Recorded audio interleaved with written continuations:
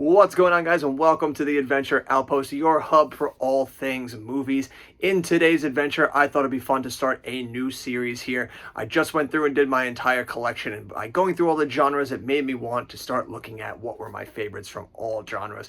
But not only just looking at my favorites, but looking at my more recent favorites. A lot of my favorite movies tend to be movies from way back in the day, all the way back from when I was a kid and before I was born. The 70s, 80s, 90s are my bread and butter. So I wanted to take a look at the more formative time of my life, which was post 2000, the 21st century, and just try and see what were some of the best movies that have come out since the turn of the millennium. So in these series of movies, we're going to take a look at the top 50 for each prospective genre in the 21st century. That's any movie that came out from January 1st, 2000 to today's date of whatever day in January it is, 2023. We're going to kick it off with action. I'm going to go through only the genres that I separate my movies by, because obviously there's so many different genres that we can go through here, but we're going to stick mostly to the ones that I have in order here. So we're going to start today with action, and we're going to dive right into it because we've got a whole mess of movies to go through. We got 50 of the best action movies since the year 2000 that we're going to take a look at here today. And a small caveat, as always, as you know, this is just one movie man's opinion.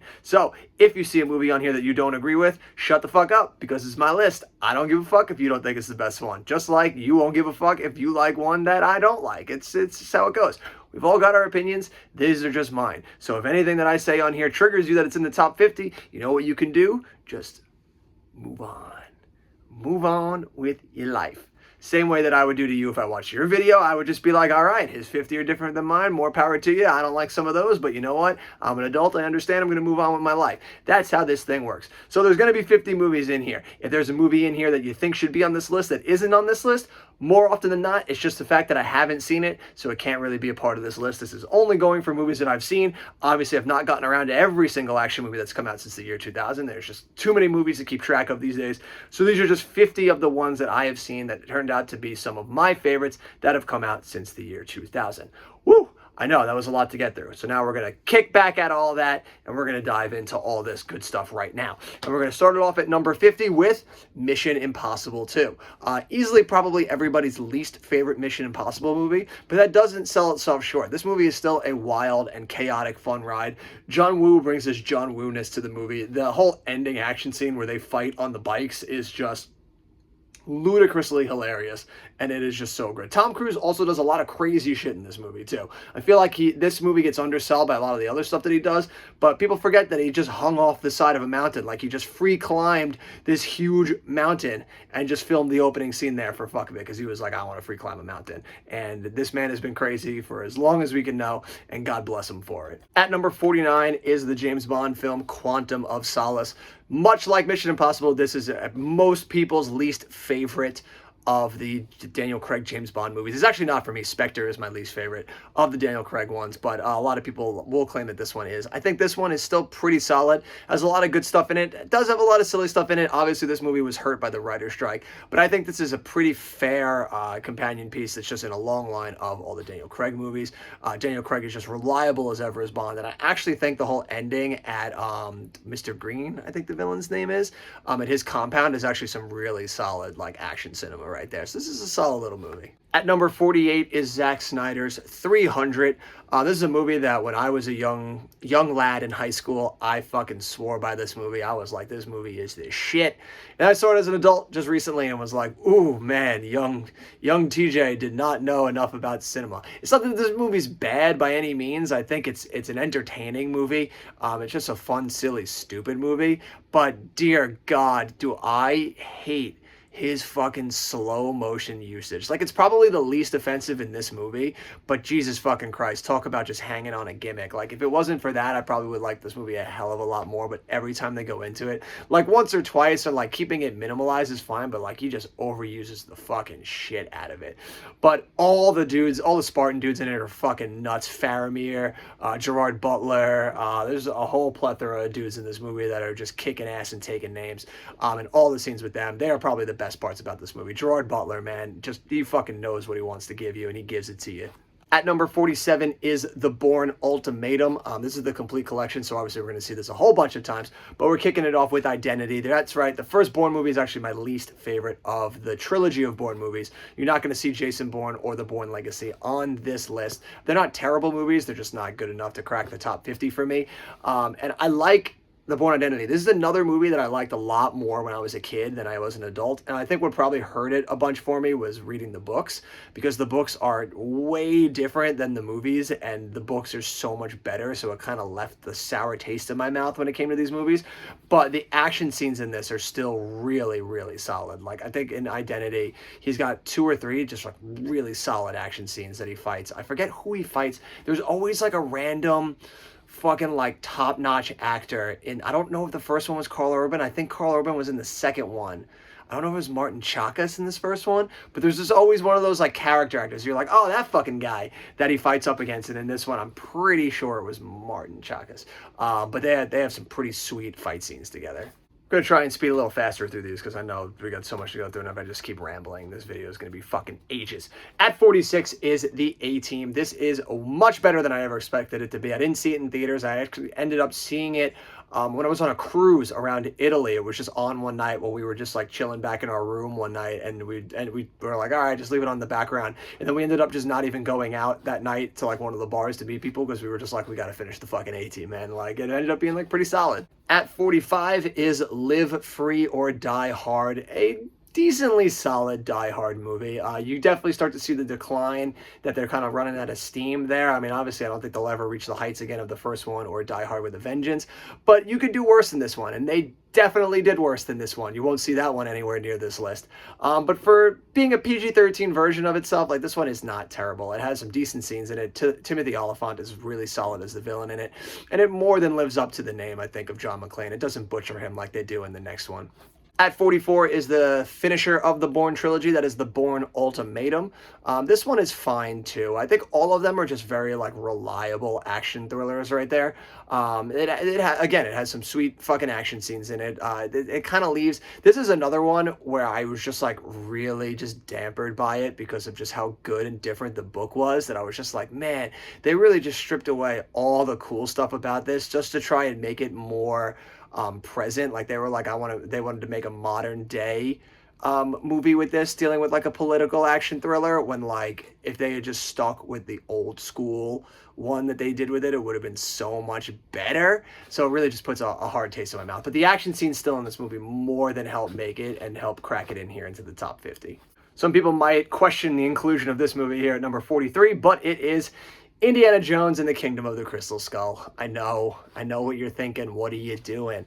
But there are some pretty solid action scenes in this movie. The opening at the Area 51 base is really solid and really strong. And obviously, yeah, it does get kind of silly with the lead-based refrigerator at the end against the atomic bomb.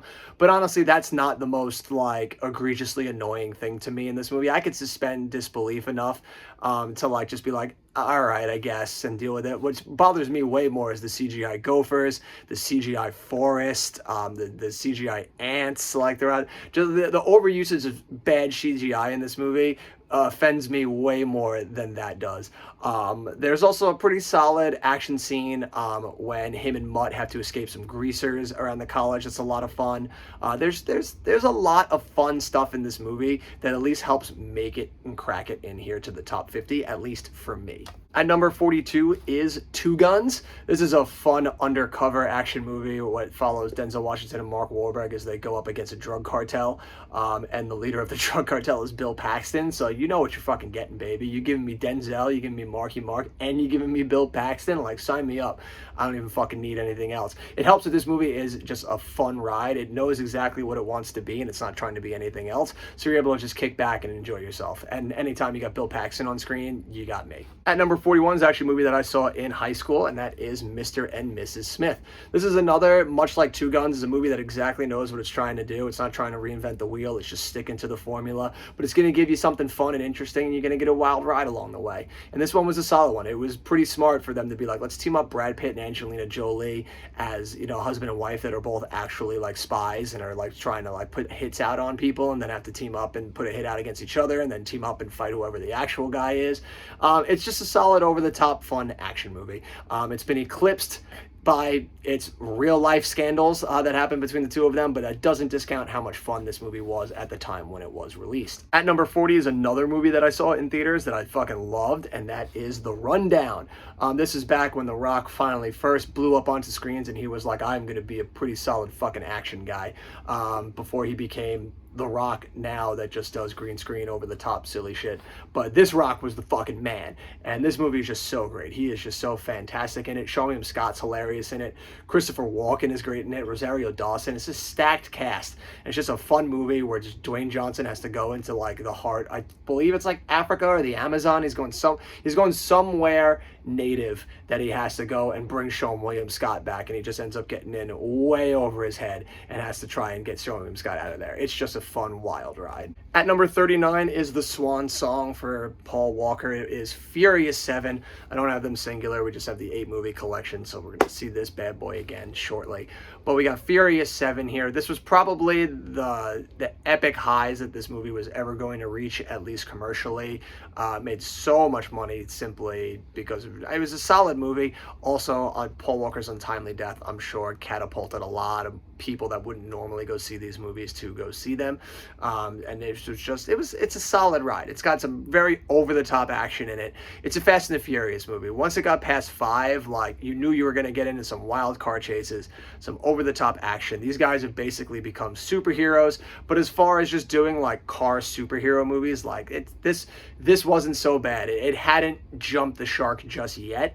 That would be the next 2 movies that would do it. You won't see Fate of the Furious or F9 on this list because those movies got to the point where they got too ridiculous for their own good. So Furious 7 was definitely the apex of what I think this franchise was capable of and what it could be. At number 38, making its last appearance here in this video, is this Bourne collection. It is the Bourne Supremacy. The Bourne Supremacy is, funnily enough, it's my favorite book, and the movie makes me the maddest for being so different from the book, but it's still my favorite of the movies simply because they did maintain some of the spirit of the book, but it has some really good action scenes in it. I think the opening action scene with him and his wife trying to escape the agents, and then another scene later when he's in a taxi cab and he just gets into this insane car chase. It's one of the best car chases ever put to film. It is absolutely the apex of what this trilogy was.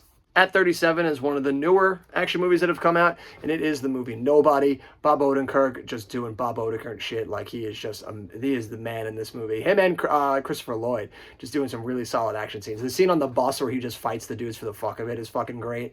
The end scene with him, I believe it's fucking RZA and Christopher Lloyd, and that big warehouse fight scene is just like so epically fun. This is just it's a very silly and wild ride. At number 36 is The Equalizer, Denzel Washington jumping into the action thriller game. This movie could also be in the top 50 thrillers if we want, but we got to see. Thrillers might be stacked, so we'll see if it makes it in there too. This movie could go either way, but this is a very solid, fun movie about this dude just absolutely whooping ass against, I believe it's gangsters. I don't think it's a cartel. I believe it's gangsters that he goes up against after they've got a girl, I believe, into the sex trade or whatever it is. I believe it's that. Obviously, it's been a minute since I've seen this one, but I remember when it came out that I fucking loved it. I watched it a bunch of times when it first came out, so obviously this movie more than earned its right here in the top 50. At number 35 is another one of the newer ones. This just came out a few months ago, and that is Bullet Train. Brad Pitt making his second appearance here on this list. This is just a wildly fun action movie. It's just dumb fun, just stupidity, and it's just so great. The book is really awesome too, so if you check this movie out and you liked it, you should read the book too. Brad Pitt is just so good at playing an affable doofus. Like, he's just so good in it. Aaron Taylor Johnson's great. Brian Tyree Henry. They just got so many people in this movie, and they're all bringing there's a game to make this just a really fun and ridiculous action movie. At number 34 is Tom Cruise in Jack Reacher. This is just a really solid action movie. The opening scene alone just really just pulls you right in and just sets the stage for what is just one wild ride. Like, it's so insane that they opened this movie with a guy looking through a scope, picking people off. Like, that's insane, especially in this day and age with just how crazy gun violence is. Like, that was just fucking next level. But it works so much in pulling you into this world and just being immersed into this this crazy threat. Like, it's fantastic. At number 33 is Guy Ritchie's The Man from U.N.C.L.E. This was just a very fun action movie that is a remake of the television show The Man from U.N.C.L.E. Armie Hammer and Henry Cavill play so well off of each other, and their bickering feud in this just helps make this movie. Alicia Vikander is great in it too. Hugh Grant's got some solid scenes in it. This is just fun action like Guy Ritchie knows how to do, and it's just a reliably fun movie. At number 32 is the newest action movie that has just been released, and that is Violent Night. This is just fucking so much better than I thought it was going to be. This is just wildly fun. David Harbour is Santa Claus, who has to help save a little girl whose family has been kidnapped by extremists that are looking to rob them for oodles of cash. It is violently intense. It's just bloody, so much fun. It has a lot of really great scenes in it. The Home Alone homage alone is just chef's kiss. At number 31 is the movie Unstoppable. Denzel Washington showing up again. This man is making a habit of being on this list. He makes just reliable action movies.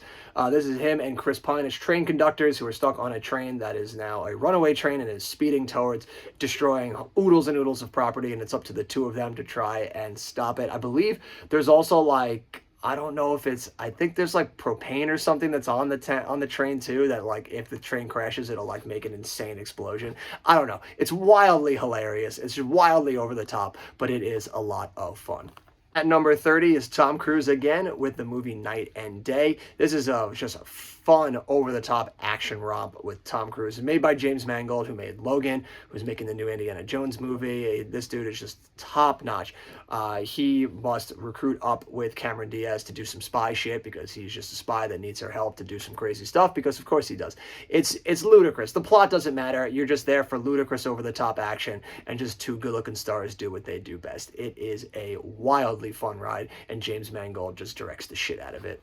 At number 29 is the movie that kicked off the franchise. It is The Fast and the Furious. It is so funny watching this movie now and seeing just how like low stakes it is compared to what the franchise would become. Like in this one, Paul Walker is an undercover agent who's just trying to break up a ring of dudes that are just stealing old like Panasonic equipment. It's just like old TVs and like CD players and stuff. It's hilarious how low stakes it is. But the movie is just fantastic. It is a wild fucking ride. It's basically Point Break. It's basically just any 90s action movie that you've seen.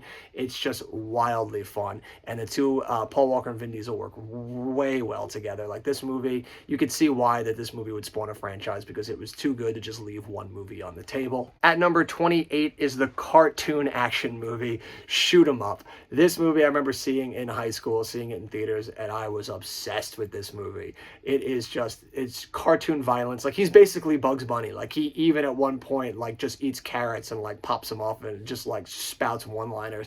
It is just wildly over the top. It is just dumb fun, but it is just such great cartoon violence. It's just so chaotic and exciting. Clive Owen is the man in this. It is a shame that we don't see Clive Owen in too many things anymore. He was huge when I was in high school, and then now he kind of tapered off. I want this man in more things again. At number 27 is my boy Gerard Butler making another appearance. It is Olympus Has Fallen. This is just it's insane that it took so long to make a movie like this, which is basically Secret Service man must break in to the White House and protect the president from evildoers that want to come in, those terrorists, those damn terrorists, and come in and attack the president on his turf. It's a wildly over the top and hilarious, but it is so much fun. Antoine Fuqua directs this. He's the same guy that did The Equalizer, so he's making another appearance here on this list, but this is just a wildly fun ride. Such a great cast of characters in there. You got Morgan Freeman, Aaron Eckhart as the president, Gerard Butler, I believe Angela Bassett's in it as well. Like this movie is just stacked with people,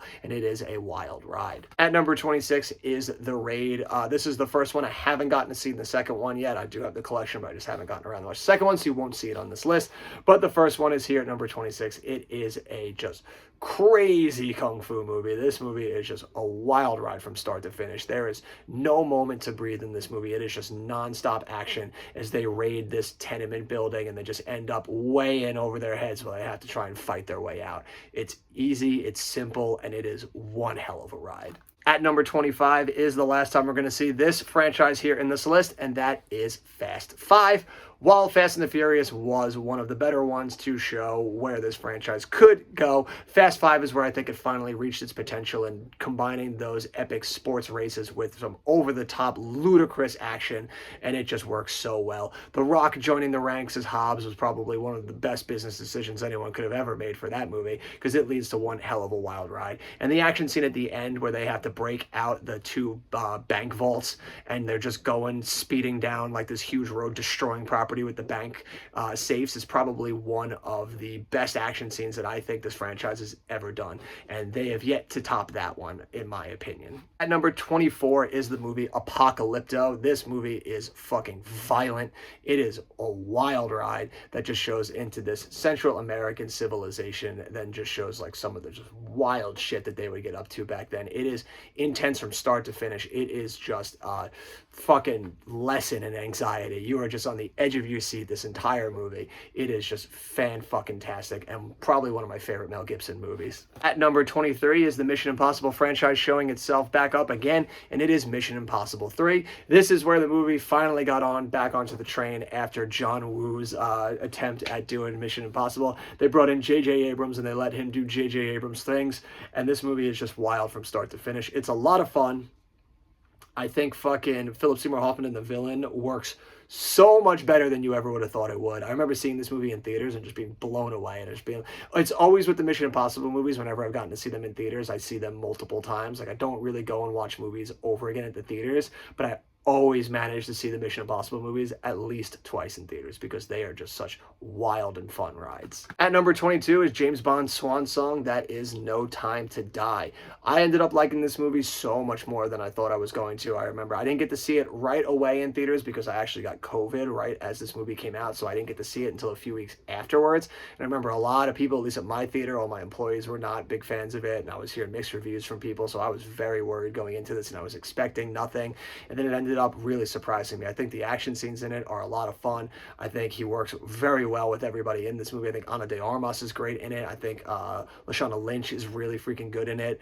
I just think everybody works well with each other. The action scenes in it are a lot of fucking fun, and I think the ending was the right call. It was ballsy of them, and I think it's awesome that we finally got a collection of Bond movies that have a beginning and an end, where we finally see James Bond complete his arc in this series of movies, and he sacrifices his life to make sure that there will be another day. At number 21 is the action comedy Scott Pilgrim vs. the World. This movie is so much fun. It is a just epically great. It's like it's a comic book and video game just brought to life and melded together. It is just so much fun. Everybody in it. This movie is stacked with people, man. Brie Larson, Chris Evans, Michael Cera, just everybody that's in this movie. There's so many. Anna Kendrick, I think, is in this movie too at one point. Like, there's just so many people in this movie, and they're all just bringing the heat. It just makes it so much fun.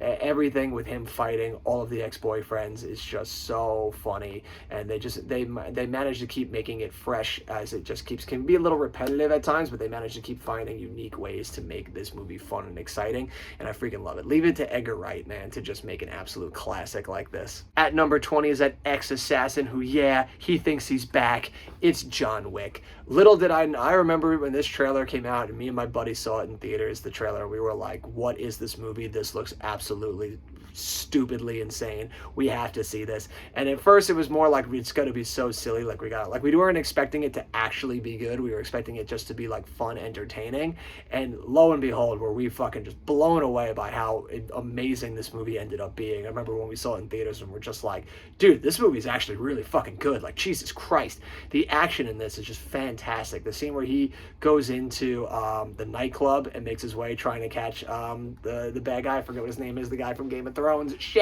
that scene is just wildly fun, and hilarious to see Kevin Nash in there at one point as the bodyguard, who's just like, I'm gonna take the night off, and fucks off. This movie is just so fucking great.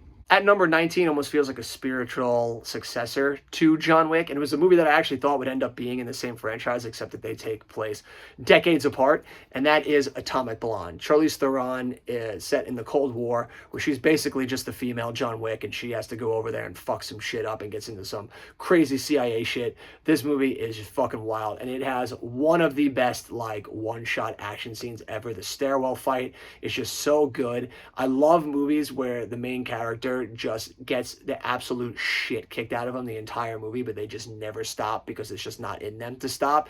And this movie is one of those ones. Like, Charlize Theron just kicks so much fucking ass in this. I think this is an underrated movie, and it should be talked about more when people want to talk about strong female characters. This is one that absolutely needs to be added to the conversation. At number 18, one of my favorite wild, just put it on in the background because it's going to be hilarious movies, and that is Gone in 60 Seconds. It's just, I asked for 50 calls, not 49 and a half. This movie is just so silly, about a group of car thieves that have to steal 50 cars in a night for a guy because Nicolas Cage's younger brother owes him money, and if not, they're going to fucking kill him. So he needs to step up, get his crew together, and they need to get some sweet-ass rides.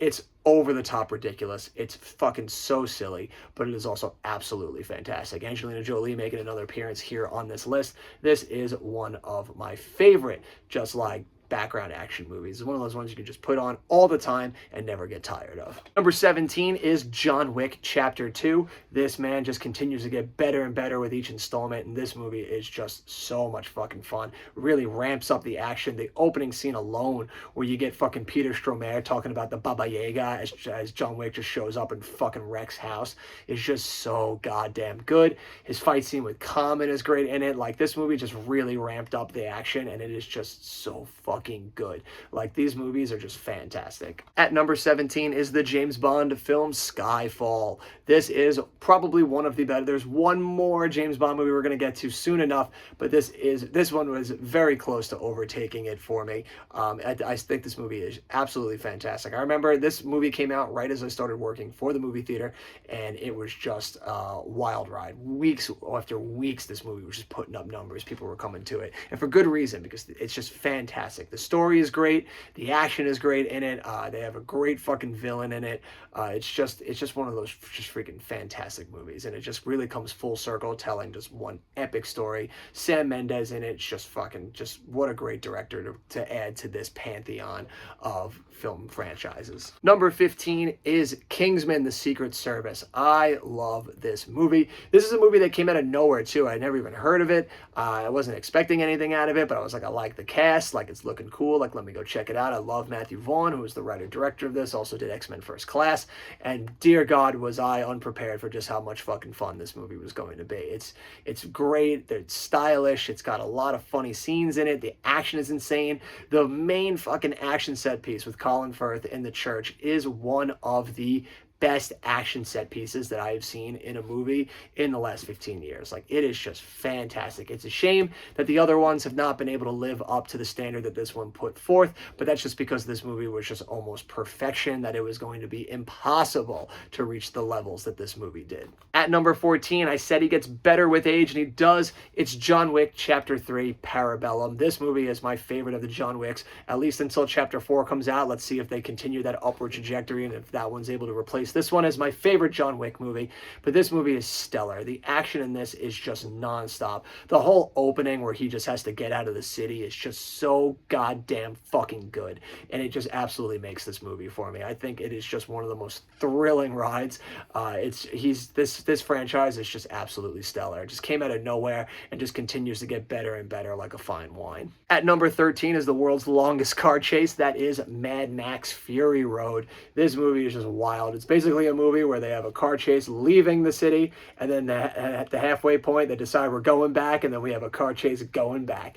It is just one hell of a simple story, but it is told just perfectly by George Miller. The use of practical effects on this is fucking incredible. The action in it is fucking incredible. Charlize Theron showing up in here again. She is one of the best action heroines of the 21st century, bar none. And Tom Hardy just does Tom Hardy shit. It's amazing that that man can just stand there and just grunt his way through a movie, and it's fucking stellar performance. At number 12, it's Crouching Tiger, Hidden Dragon. Just an absolute amazing martial arts film. Probably one of my favorite martial arts films to come out in the 21st century. I think everything about this movie is fantastic. Ang Lee just directed one hell of a movie. I freaking love Chow Yun-fat. Michelle Yeoh, one of my favorite actresses, just so good in this movie.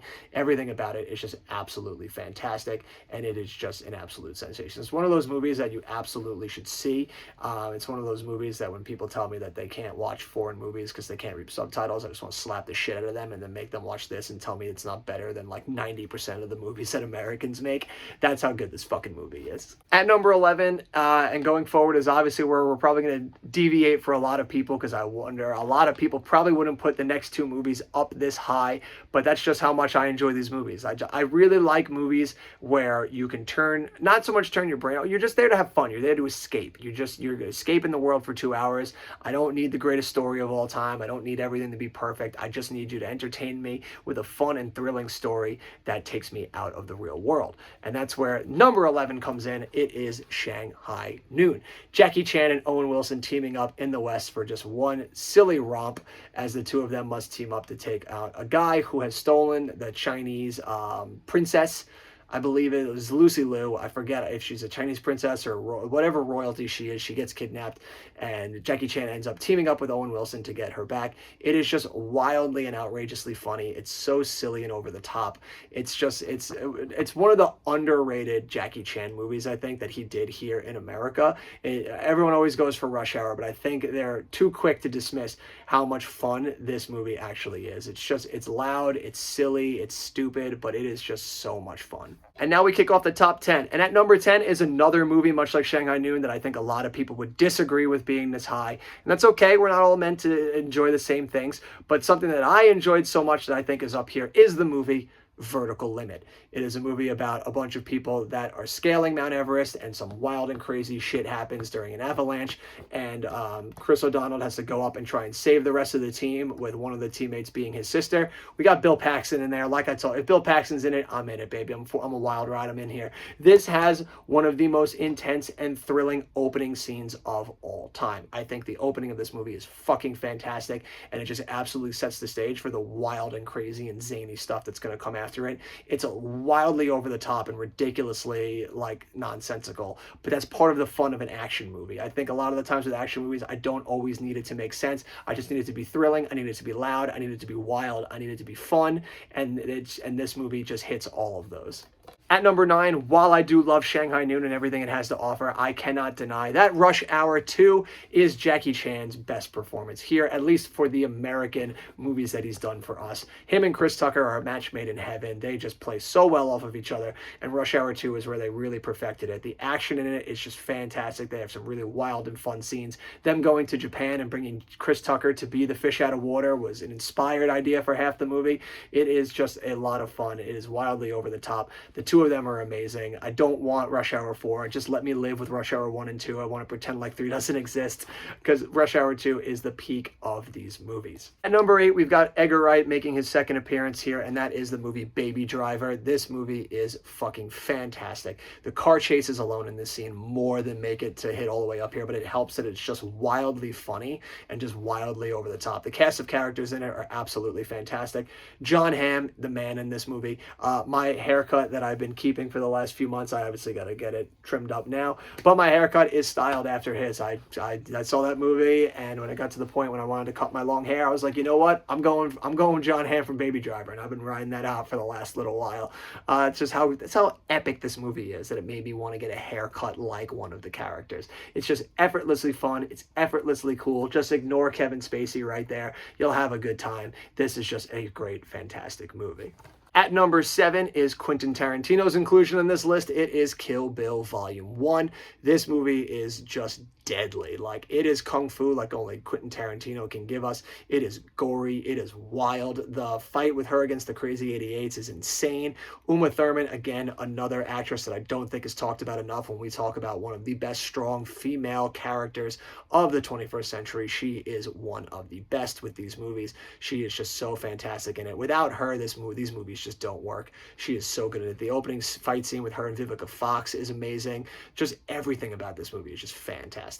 At number 6, we finally reached it. It is the apex of James Bond movies. The first time was The Charm. It is Casino Royale. I remember when we caught this movie in theaters when it first came out, didn't know what to expect. It was the first time I was getting to see a James Bond movie in theaters, and I was absolutely blown away. Daniel Craig was fantastic as Bond. One of the opening scenes where they have the fucking parkour car chase through the construction yard is just so fucking good.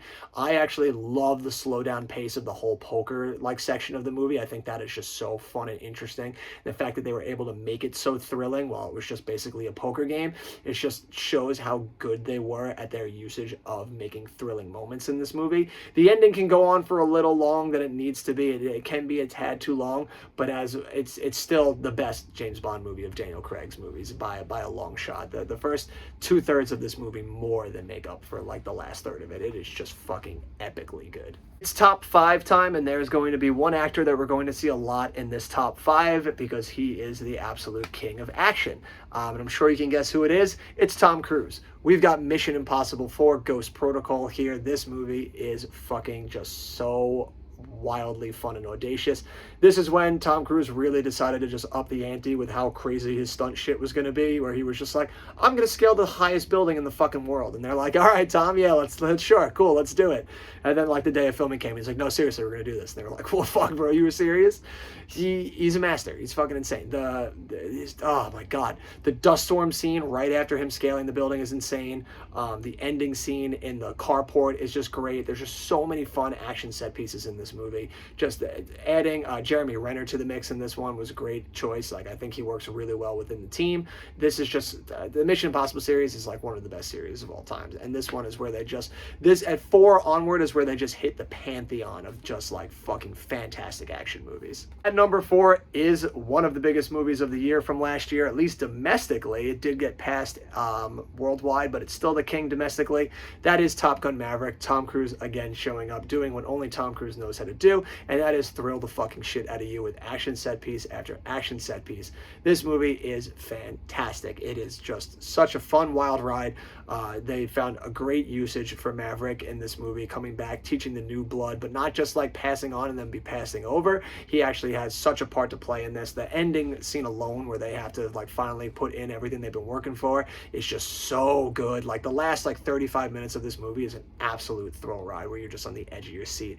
I remember seeing it in theaters and just smiling, just grinning so hard throughout this entire movie. I fucking loved it. At number 3 was the conclusion to Kill Bill, and that is Kill Bill Volume 2. I know most people prefer Volume 1, but to me, I think Volume 2 is the stronger of the two, mostly because I like Westerns, and this movie felt much more like a Western to me than like a standard action movie. It still has a lot of action to it. There are some really good action fight scenes in this between her and Daryl Hannah's character is a great one. I love that at the end they keep it a very reserved fight scene between her and Bill with the exploding heart technique. Like, there's just so much to love in this movie. And the whole section where she's buried alive and then it goes back and it shows her being taught by Pai Mei is just, God, I just fucking love this movie. It makes me want to watch this movie right now just talking about it. That's how freaking good this movie is to me. Then there can only be 2. We're down to the top 2.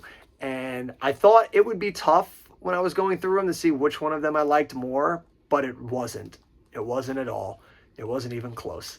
At number 2 is Mission Impossible Rogue Nation. This movie, when it came out, I was obsessed with it. I saw it 3 times in theaters.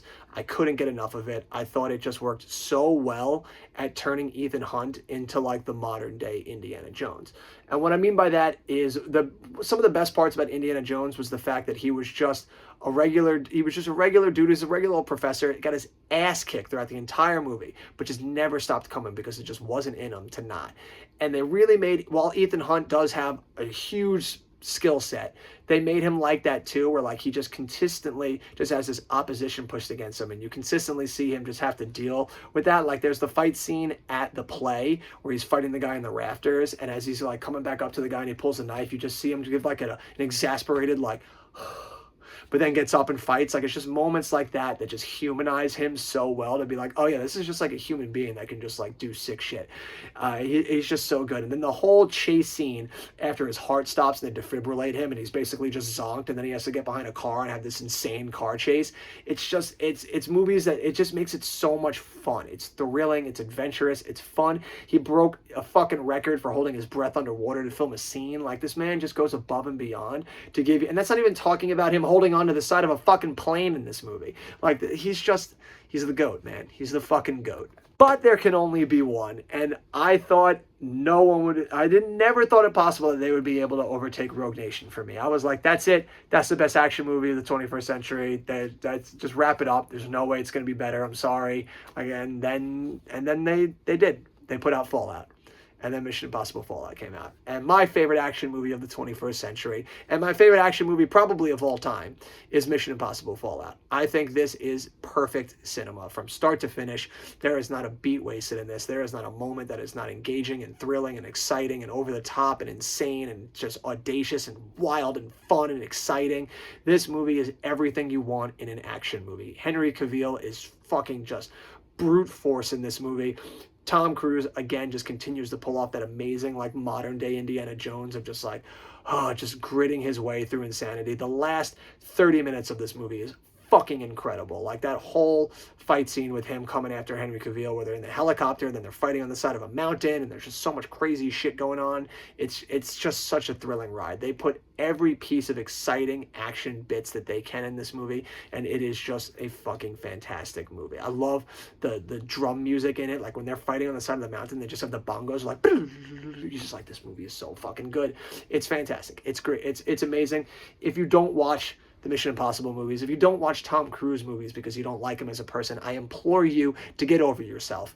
You don't have to like him as a person. You're not going to be friends with him. You're never going to meet him in your fucking life. But you're doing yourself a disservice by not watching his movies, because they are some of the most audacious and entertaining movies around. They are some of the best movies being put out today. They are some of the only movies that give you that true experience of going to the movie theaters. So I implore you, if you do not watch these movies, to get off your ass and give them a shot. And that'll do it for my list. 50 of some of my favorite action movies of the 21st century. Maybe one day down the line we'll do 50 of all time once we get through this series and see if any of these ones manage to keep hanging in there, if Mission Impossible Fallout does actually stay as number one. But for right now, in these top 50 of the 21st century, we have had a decent amount of action movies that have shown up in there. It was fun to do this because it did let me see and appreciate more of the cinema that we've gotten since the 21st century, and maybe to probably not be so hard on these newer movies in this new modern age, that there are some really good ones in there overall. After all, in my top 5 at least, like some of those are all very recent movies in the last 10 years, and I would consider them some of the best action movies of all time. So obviously there are gems in there. You just got to dig through the kernels of shit to find some diamonds. But that'll do it for all of us here at The Outpost today. Until the next adventure, you have been you, I have been me. These are the movies that we love so much, and I'll see you at the movies.